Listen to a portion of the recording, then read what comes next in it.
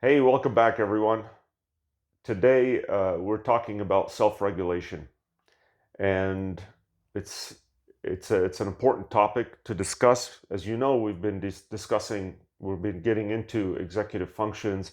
Last video, inhibition control. It flows right into this one. Everybody's heard of self-regulation, but no one really knows what's involved. So, what do you think? I'm controlling myself. I'm controlling my emotions.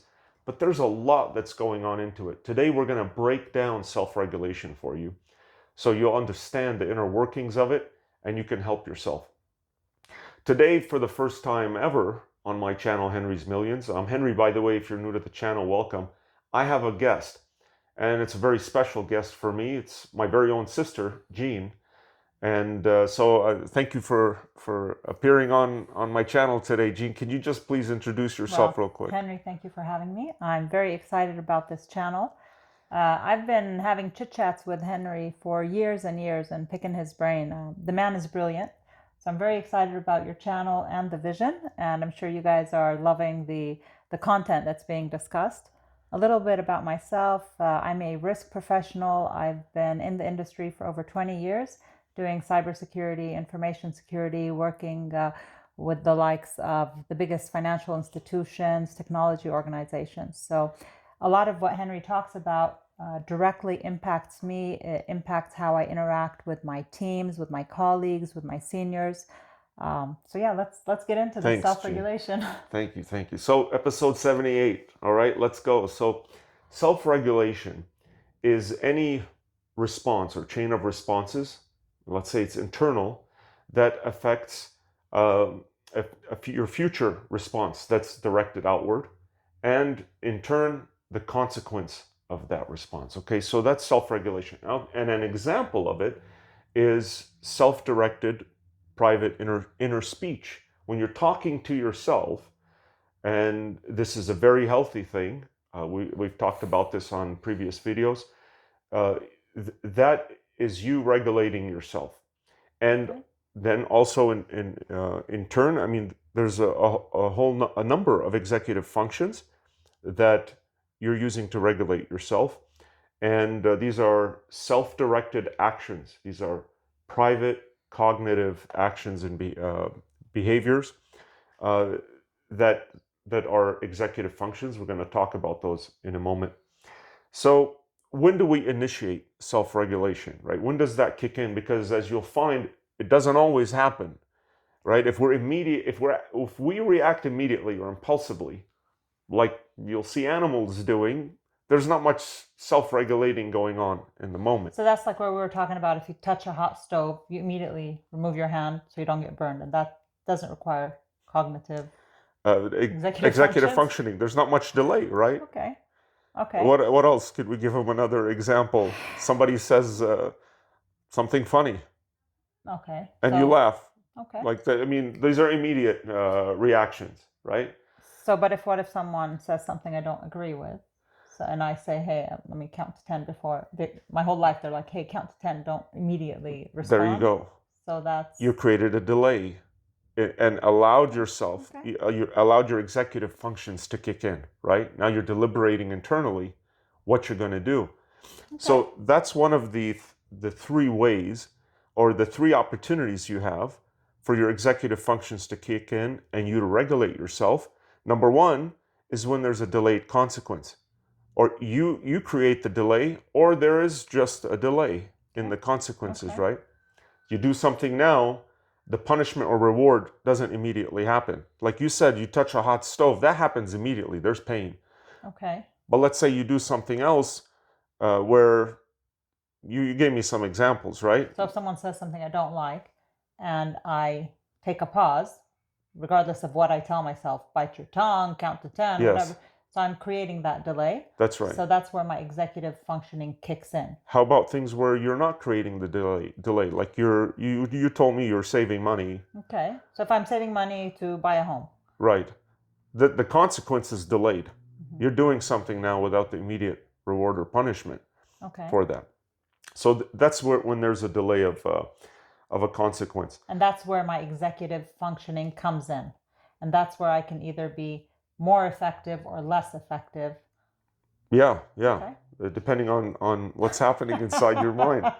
The second opportunity is when there is a conflict between the immediate and the distant consequences.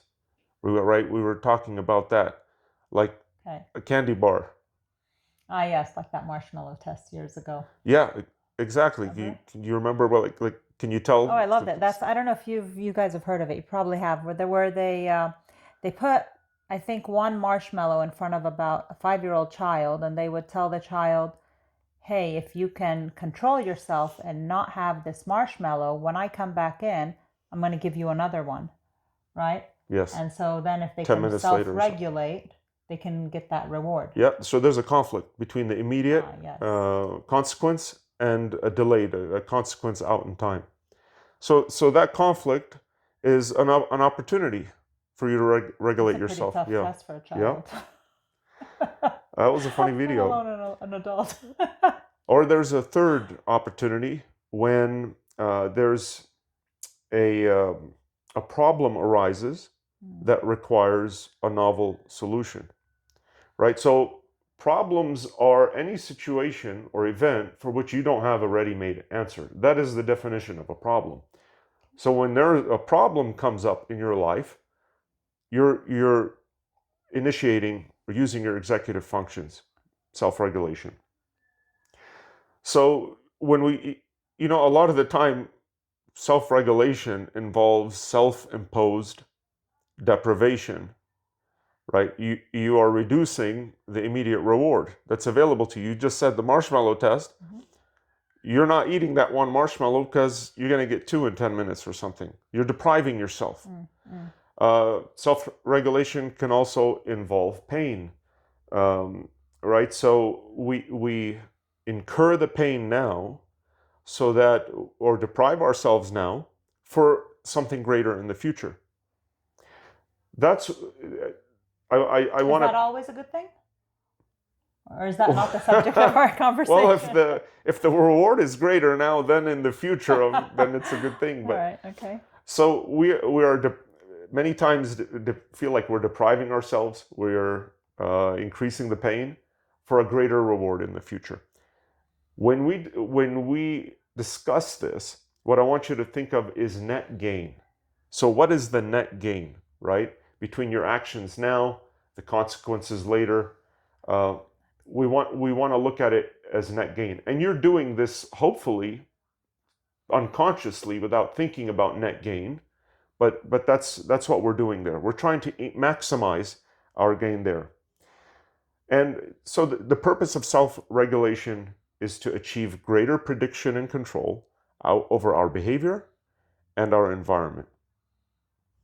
Okay? And So you're going to teach us this in the future as to how do we practice better self-regulation? yeah, And absolutely. today you're just telling us that, hey, there's this thing, it's called self-regulation, be aware of it. Yeah, we are basically Okay. ripping the lid off of this black box. There's so many black boxes, self-regulation. So we're going to pick it apart. You're going to understand it very well. And in future videos, we're going to be talking about individual executive functions, which is going to be very exciting. And I hope that you'll like and subscribe, so you'll be notified of these future videos when we're talking about the individual executive functions. I think it's going to be very, very useful and informative. All right, so executive functions. There are a number of executive functions, but there's a few that we're going to be talking about today. The first one is what was the last video was about. It's inhibitory control, response inhibition. Do you have anything Don't to say? ask me about that. So it's the ability to suppress your impulses, your automatic responses, or to prevent distractions, and pausing long enough to engage in deliberate and goal-directed action. Okay, so inhibitory control, the very last video was about inhibitory control. That's 77. So I strongly encourage you to watch that after this video, okay? That is an executive function. It happens to be a foundational executive function that these other EFs are aided by or... So, Henry, we were speaking yesterday about our ability to use our executive functions effectively. And if we are better in some areas, so in some of these, they have a direct impact on our life, on maybe our successes in certain areas.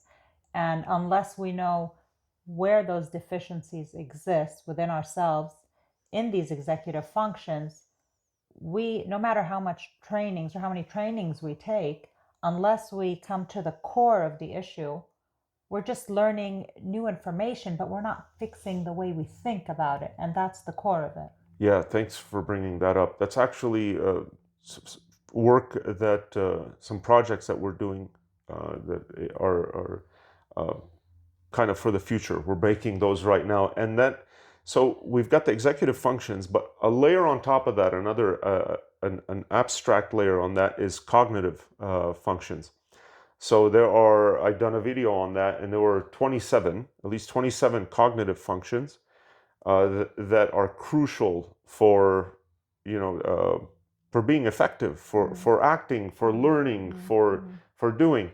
And so that abstract layer of cognitive functions it's the process. We've broken it down into steps so that we can identify any area that needs improvement. Okay. So, for example, on the input, on the elaboration or processing, and on the output, a lot of people, most of us, almost, I would say everyone, has something they can improve on. And sometimes there's some real deficits that we need to improve on. So cognitive functions, executive functions. You'll have to invite me for the discussion on cognitive Absolutely. functions. Absolutely.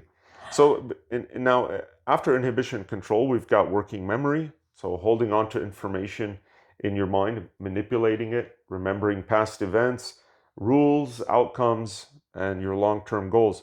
I'm going to make a video on working memory, and you're going to learn things like hindsight and foresight, and why I just want to interrupt something. I see so much online and on YouTube and books and all this that I think in some respects mislead and mislead consumers. Like when we talk, people say the power of now. I think now is an absence of power. There is no power in the now. And I really want to stress this. I'll explain to you why I'm saying this. I think there is use for someone to be in the now if they're ruminating a lot, if they're living in the past, if they can't get on with it and look forward, or if they're constantly living in the future or whatever, imagination. Okay. There's some benefit for being present, practicing presence. But the problem here is that there is no power in the now. The power comes from our executive functioning, our working memory, and our ability to look into the past, our past experiences and what we've learned, and to look into the future and be future-oriented and goal-oriented. Without that, we cannot operate. This is your working memory here at play. It needs us to be well-positioned and looking to the past and into the future. Without that, you just simply cannot function. There's no functioning happening. So if you're in the now, there is no power. The power is in your working memory. It's in hindsight and foresight. That's where the power comes from. I like that perspective. So there's some use to now, but it's an absence of power, I would say. I was going to disagree with you. I did like that. I like that. But I do understand what you're saying. Yes, I do understand that, you to be able to learn from things and experiences, you need to look back and see, hey, what did I do right? What did I do wrong? Exactly. And same thing about looking to the future. You need to have what are my goals? What are my objectives? Where am I headed? What do I need to do now? Okay. Right. And that's not just happening on a high level where you think, oh, my future goals. No, it's happening every moment, every minute of every day. Whatever you're doing, you're using hindsight and foresight. If you're making a coffee or you're getting ready for work or you're talking to someone, you're using those. Yeah. So the next one is cognitive flexibility. So it's set shifting. This is another word for it. And I did a video on cognitive flexibility as opposed to cognitive rigidity. That's video 64. I strongly recommend you watch that. It was a great video. And I think the thumbnail was make your brain flexible. I So remember that's that one. cognitive flexibility, right? So it's the capacity to switch perspectives, strategies, attention for the changing demands in response to the changing demands around Cognitive you. Yeah, flexibility. yeah. So So, like and in the workplace, is that, for example, when maybe I have a certain view or an opinion, and where I need to maybe strategize and say, hey, what is the other side saying? Let me take into perfect. consideration the other perspective and see how that influences That's my thinking. that is a great example of Okay. cognitive flexibility. You're doing what we call set shifting. There's something similar. It's called task switching, but this is more significant. You're putting yourself in someone else's shoes in what you just said. Okay. It's totally different perspective. That is cognitive flexibility. Then a big one, very important one. It's related to emotional intelligence, and that's emotional regulation. Right? I Oh, mean, everyone can make use of that. you must deal with that a lot because you lead a large number of people, and so I'm sure that emotions Oh, sometimes, yeah, absolutely. yeah. Absolutely. So we have to manage the intensity and duration of our emotional responses. So that's emotional regulation, and we'll say a few more about that because you'll find there's more than just controlling your emotions or anger or whatever. Then there's also planning and organization. That's an executive function, right? In terms of being able to anticipate future outcomes, to set priorities, even sequencing steps. These are all very important, and it affects so many areas of our life, including learning. You have to be able to prioritize and sequence steps, sequence the information that you're learning. You know, Henry, that's a big one for me, whether it's at work, with juggling priorities, competing priorities, managing timelines and deliverables and so forth.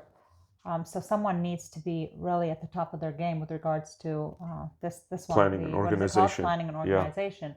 And the other thing is at home. So I have 4 kids, and they're always competing for my time, and I need to be able to manage really well how much time and attention I give each of them. And the minute I give someone a little more attention, they're very quick to call me out on it. So I really see how this can help me at home and at work. Yeah, so your life involves or requires a lot of planning and organization. And if you if you look into it more, a deficit of planning and organization is involved in a number of disorders, and without that ability, I think an effective life is really hindered. So we must be able to plan and organize. And then finally, and there's more, but we're not going to discuss all of them, self-monitoring, right? So that's metacognition, monitoring yourself. Tell How, me more. yeah, so it's, I was going to ask you to tell me about how much monitoring do you do? So it's ability to reflect on your performance, notice your mistakes, and adjust your behaviors. Okay, that's self-monitoring. I heard somewhere years ago that, I don't know what this, some average number of 5% of the time or 5% of your cognitive energy is spent or can be spent or should be spent on metacognition, self-monitoring. I think if you do too much self-monitoring, you're not living. And if you do too little self-monitoring, you're not you're not checking yourself. You're not seeing what mistakes you're making and what you're doing, whether it's cognitive or behavioral, and how you can improve. Yes. So on that one, I do, for example, ask for feedback from my teammates, from my staff. For example, how did you think that meeting went? Was it effective? Was it efficient? So forth. So I do some of that, but I do some self-reflecting to say, maybe I could have handled this better, or you know what, this time I reacted this way. Next time I want to try something else. Yeah, that's Okay. wonderful. That's wonderful, and we should be doing that. And I was thinking about this as in terms of monitoring yourself, self-awareness, metacognition. When we say here, we just said notice mistakes, right? I mean, that's a big one, right? You're monitoring yourself to see what you could do differently that's better for you, that will give you better consequences, better outcomes. But what if people are not able to notice their own mistakes? Oh, we see that all the time. I see that all the time. Um, And that's how, for example, you can differentiate at a meeting. Let's say you have high caliber meeting, all leaders, and someone that does that. They don't self-monitor, so they're not aware of their mistakes. Oh, they hit walls all the But time. even if you're self-monitoring, what if you don't notice the That you've made a mistakes? mistake? Yes. Hopefully someone on your side would let you know. Because you said a few minutes ago that you ask for feedback Yes, of from team course. members. So asking for feedback kind of helps you with the blind spots. And like blind spot, I think I'm making, like those are a little bit different than what I'm saying. Blind spots are great, but also not being able to notice the mistakes. So what I think is that we can keep learning and growing so that today we might not notice a mistake in our behavior, but a year from now, we will notice it if we're doing it again, So it's like a learning, developing, growing process.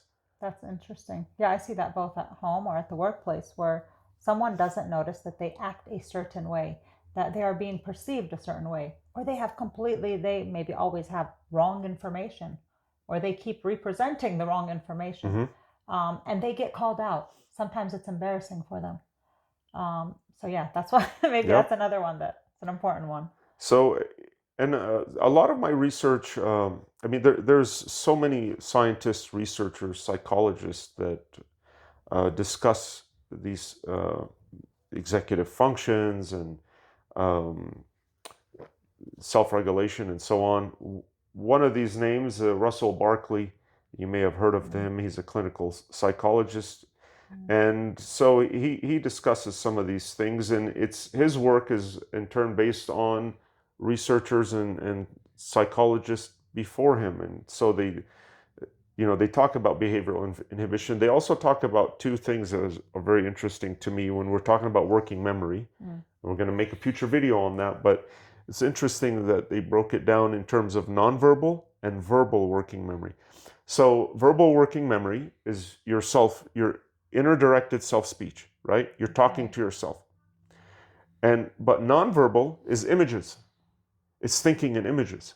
So that also involves working memory. So you're thinking in images or you're talking to yourself. Both of those go into self-regulation. They're based on your executive functioning. So that's very interesting. That's an interesting one. Yeah, and I think when in the next upcoming video, when we talk about working memory or internal self-speech, it's fascinating how that develops in us. And I'll ask people, I ask people these days regularly, hey, do you talk to yourself? How much do you? And they think that it's something bad. Like I'll ask someone, hey, do you talk to yourself? And they think that I'm trying to catch them on doing something bad, but later they find out, and I'll say, it is crucial that you do so. And if you don't do that, there is a problem. We all must be talking to ourselves.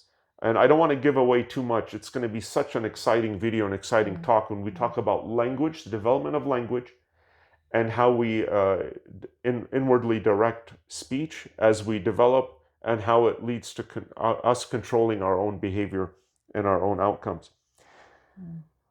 And then regulation of affect, motivation, and arousal. By the way, when we talk about emotional control, regulation, emotional intelligence, it's not just regulating your emotionality, like, oh, I'm angry, somebody's raging, if it's extreme, or whatever it is, someone's feeling, to bottle it up or control it or rechannel it. It also involves arousal, right? To be able to modify and mediate our levels of arousal, and motivation. Some people lack motivation, and it's not something you can just drill yourself and say, oh, I want to motivate myself. Some people truly lack motivation because it is based on our executive functioning, prefrontal lobe executive functioning. Motivation comes from that. So this is when we talk about emotional affect, arousal, motivation, emotional self-regulation, it involves these components too, motivating ourselves. Hold on, just to make sure I understood you correctly. So if, let's say, I have an issue where I'm unable to motivate myself, or there are people that have this issue, So is this something that I can learn if I have a deficit somewhere in my frontal cortex? Is there something where I can learn, practice, so I can be better at that? Yes, so there are things that can be done, absolutely. So I want you to think about it in terms also of sustaining effort. You need motivation to sustain effort. A lot of the time in our life, the reward isn't immediate for a lot of the things we do. You work, you save, you study, you learn, you have goals. These things have future payoffs. Not doing them have future costs or consequences. So this motivation needs to be internal because there's no immediate payoff or reward, right? Okay. So you have to be able to motivate yourself internally, and that is AKA sustain effort. And so if we're not, by the way, there's in ADHD, I think that a lot of people call that not attention deficit, but intention deficit. It's like uh, a lot of the time people that have ADHD say that they know they should do something, but they can't get themselves to do it. So it's like an intention deficit. They can't get themselves to do it. This is what we're talking about, motivation, about sustaining effort. Now, what we can do is this is not a video about Yeah. that, but you asked what can be done. You can always do something, you can always improve. So in the worst case scenario, you can externalize an executive function. And that is a primary treatment for certain types of disorders. So we externalize an executive function. For example, externalize the motivation. Maybe you could create immediate rewards for yourself. You can have somebody, what is that, a body double or something, someone helping you to motivate you externally. You can modify the cues around you, visual cues, auditory cues to motivate you. So yes, you can externalize those in the worst case. And sometimes you can do other things to improve that. This is a great question. Thanks. Henry, can I ask? I would like to Yeah. ask something else. So sometimes we know where we have weaknesses. So, for example, you and I talked about some of the weaknesses that I have. I hope in the future you'll be probably helping us out to say maybe there are some areas where I don't know I have a weakness. Maybe I'm not even aware of all of these executive functions. We maybe were taught some of this in grade school somewhere, but I don't know today that these are my 27 cognitive or executive Yes. functions. So that in areas where I don't know that I have a deficiency, to be able to bring awareness to that. So I think I don't want to give away too All much, right. but we are working on this. This is in the near future. We are going to be creating assessments, online assessments that subscribers or viewers can take and see where they stand on the spectrum. It's all a spectrum, like on your cognitive functions. You'll take an assessment and you'll see which areas need more improvement, and then we will have training modules Okay. to do that. I don't want to give away too much right now, but All right. yeah, thanks for bringing that up. And if you want to look at how, look at these executive functions in sequence, I think it's very interesting. So in the last video, in 77, we talked about inhibitory control, self-inhibition. Why it's so crucial? It is the starting point because inhibition makes it possible to pause, to create a delay. We talked about that, right?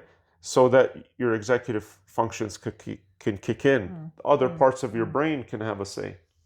So the pause, the delay or inhibition, enables your working memory, right? So that's what we talked about, nonverbal and verbal. So self-directed speech, images. So you gave us a hint about the nonverbal. That's in images. We talked a little more about the verbal. I mean, it's something we can easily comprehend. You know, how I speak to myself internally and so forth. On the nonverbal, is that like, for example, my mind brings up a picture of maybe a client yelling over something. So if I give the next time I'm going to present an opinion that I believe is going to be different than what the client wants to hear, my brain will show me an old client maybe yelling, or that I'll get that picture. Is that what we're talking about? Absolutely, absolutely. So that's prior experience. This is hindsight, right? So the power is in that, right? Power of not now. But so you've You got really got to get hindsight. off of that. And I'm not taking a swipe at someone who's famous and well known All that's right. written a book on this, but there is anyway. Was it the There's word power that you don't like in It's one of your the word videos? power. I think there's benefit in the now. It's useful, but the power is in hindsight and forethought and working memory. The power is not in the now. If you're talking about power, there's utility and usefulness in the now.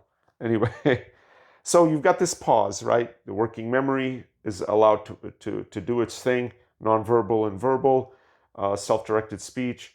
And then this in turn allows you to control your emotion or regulate your emotion, your motivation, arousal. And then we've got something called reconstitution, which is another executive function. That's ability to analyze and then synthesize. So when we analyze things, events, whatever it is, we're breaking them down into its parts, its components. We analyze it, analytical, right? Over analysis. And then we do this so that later on we can synthesize. We can put the parts back together in a novel way, right? So you break something down, you break the problem down, the circumstance, the situation, you break things down, and then you put it back together in a novel way. Your brain does that, and a lot of the time you don't even think about it, that's what you're doing. All right, so I think this is good for now. I think we've gotten our feet wet with self-regulation and the executive functions that are involved in that. In the future, we're going to be breaking down individual executive functions. This is very exciting. And you're going to have a chance to see where you're at in each of these things and how you can improve them. I think it's super useful. So I hope you subscribe and turn on your notifications so you can be notified of these upcoming videos. And I would like to hear from you. So please comment. Let me know what your thoughts are on this. Jean, do you have anything to add to our viewers today? I have a list of things I'd like you to talk to us about. So I'll probably be commenting and Okay. letting you know behind the scenes. But I do encourage everyone to do comment. Let Henry know what executive functions, cognitive functions, anything else that maybe you think has a strong influence on your life, that maybe you'd like to understand how we can enhance that. Let's speak up.